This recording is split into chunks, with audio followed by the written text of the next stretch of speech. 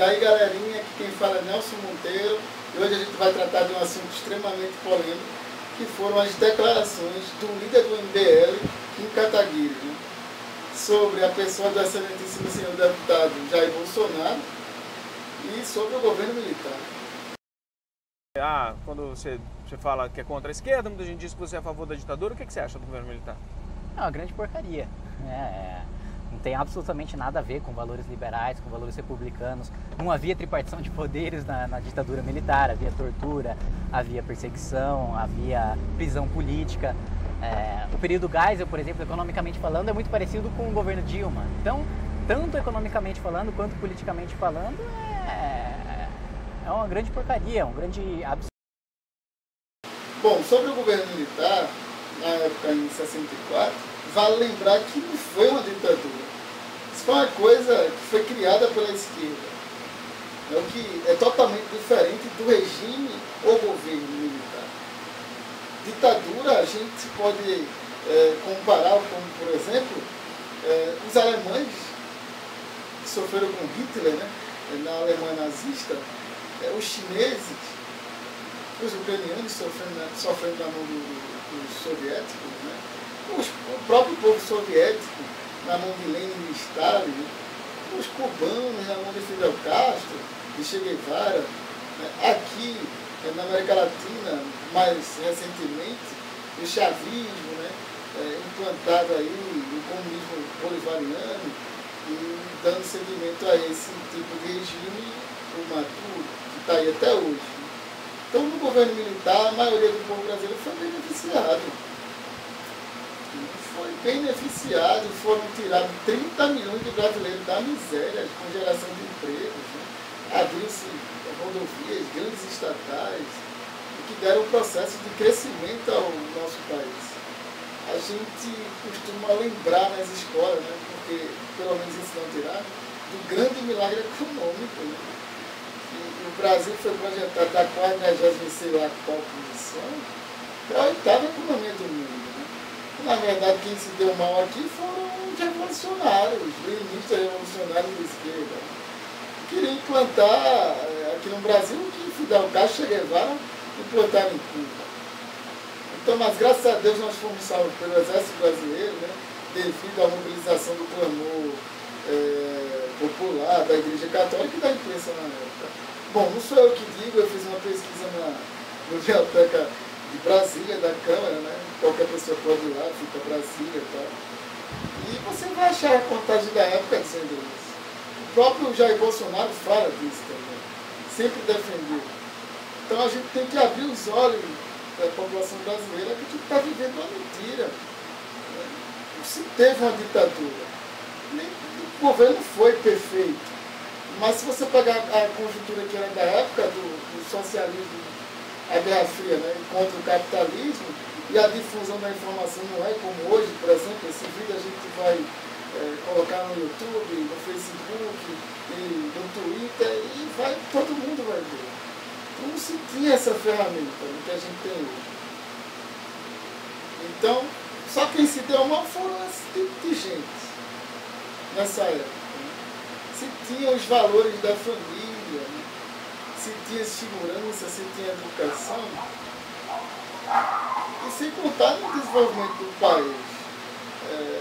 Se eu for citar aqui, eu vou citar algumas coisas que eu lembro do que aconteceu no governo militar, mas vamos lá. Bom, a criação da Eletrobras, a implantação do programa nuclear, tudo no governo militar.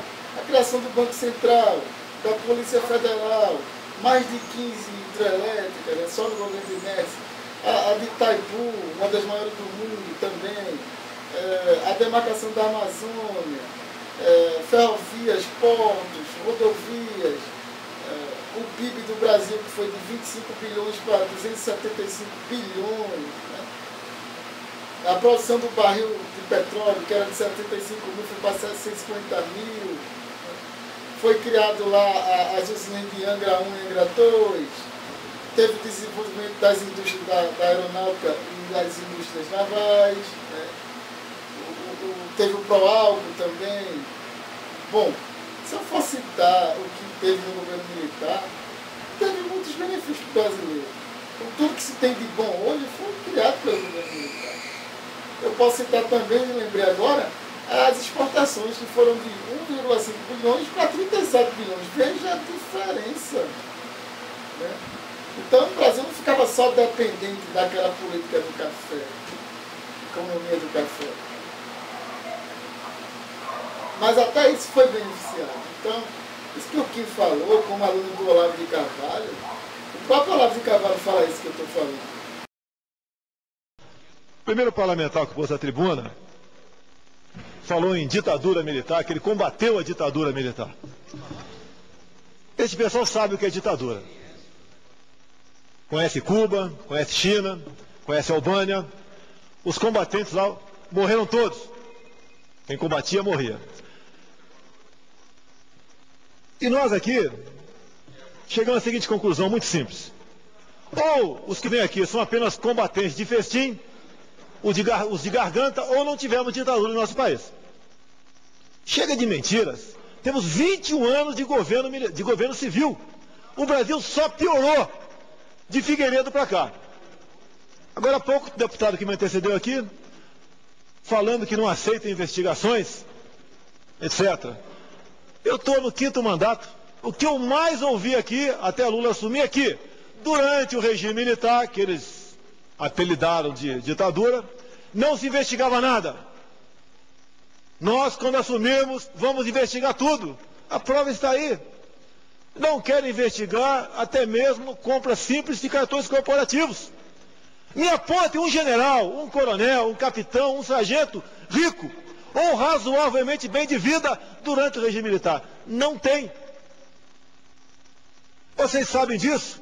Que quem se embrenhou pela luta armada não era para derrubar os militares, era para implementar em nosso país a ditadura do proletariado. Eu pergunto a vocês, do PTB, do meu partido PP, do PMDB, do DEM, o terreno não está mais do que propício, deputado Inocêncio Oliveira, para implantarmos no nosso país a ditadura do proletariado, a ditadura das sindicais livres, como vocês mesmos viram ontem, o veto presidencial, de modo que o TCU não possa investigar as contas do governo Lula.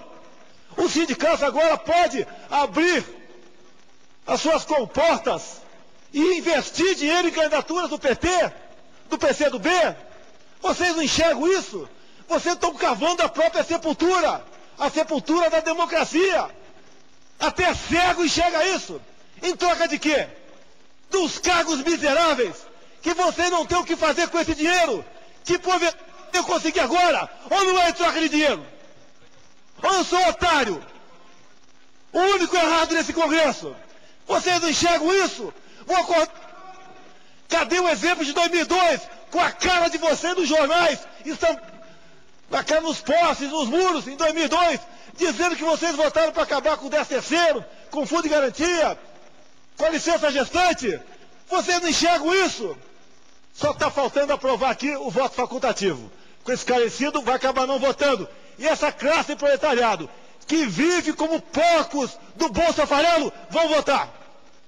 Eles vão ter a maioria aqui dentro, para aprovar o que quiserem, como o Chaves faz na Venezuela. E vocês não acordam para isso, meu Deus do céu. Corroborando com isso, a sacanagem que é feita com os militares das Forças Armadas. Uma sacanagem a mais vil. Vocês não enxergam isso? Ministro Jobim, Vossa Excelência não acorda para isso também. É conivente com esse estado de coisa, com essa patifaria com os militares, com essa covardia para com o país, onde o general não pode entrar numa reserva indígena na Amazônia, onde a Polícia Federal está se prestando um trabalho sujo para tirar os risicultores daquela região.